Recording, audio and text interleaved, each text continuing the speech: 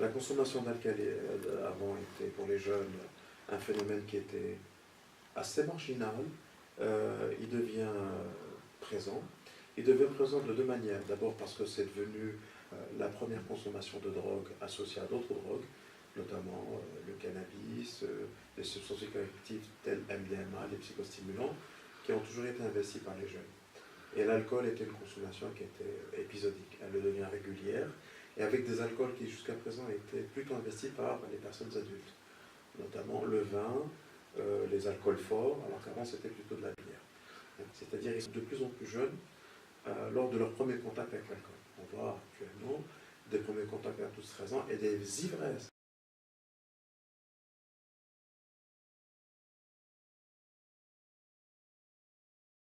L'industrie de l'alcool est particulière, c'est une industrie qui a pour fonction, comme toutes les industries, d'engranger de l'argent et des bénéfices. L'homme d'âge mûr rentre dans le circuit du soin parce qu'il a des problèmes qui commencent à être visibles sur le plan de sa santé physique et sur le plan de l'environnement. Donc cette population, qui est une population naturellement captive à l'égard de l'alcool, remplit moins sa fonction de générer de l'argent pour l'industrie. Et donc l'industrie investit d'autres populations. Elle a investi deux populations, les femmes et les jeunes. On voit que l'écart entre ces deux populations et l'adulte d'âge mûr homme diminue. Alors les jeunes, pour les amener à consommer, il faut leur proposer un produit qui ne soit pas un produit qui rappelle les adultes, et donc des produits marketés, des produits qui représentent la jeunesse, la force et la performance. C'est la raison pour laquelle on retrouve des produits manufacturés dans les milieux du sport, de la glisse, de la performance. Et on propose des alcools avec des goûts faciles, c'est-à-dire des goûts sucrés, des goûts mélangés, des goûts caramélisés, des goûts parfumés, et avec des couleurs attractives. C'est pour ça qu'on a à la fois les jeunes et les femmes à travers ce type de cible.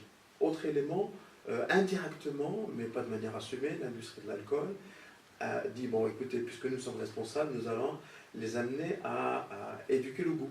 Et donc, en éduquant le goût, finalement, on les initie, en quelque sorte. On n'a pas besoin d'être éduqué pour apprendre à mieux boire, puisque le mieux, c'est de ne pas du tout boire quand on est jeune. Et c'est toute cette hypocrisie avec laquelle ils approchent qu'ils ciblent les jeunes et les femmes.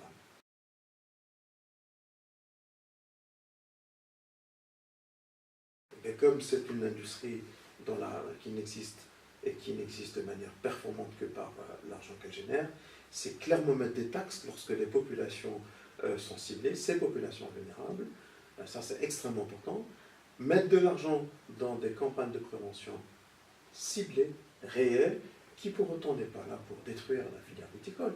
Non, on est là pour protéger les populations qui peuvent être impactées par une politique qui n'a qu'un seul but, c'est générer de la richesse. C'est leur but. Nous, on est là pour protéger. L'État doit protéger les personnes vulnérables. Les ministères en charge de la santé, mais pas que, et de la sécurité, sont là pour protéger les Français et de ne pas être timides.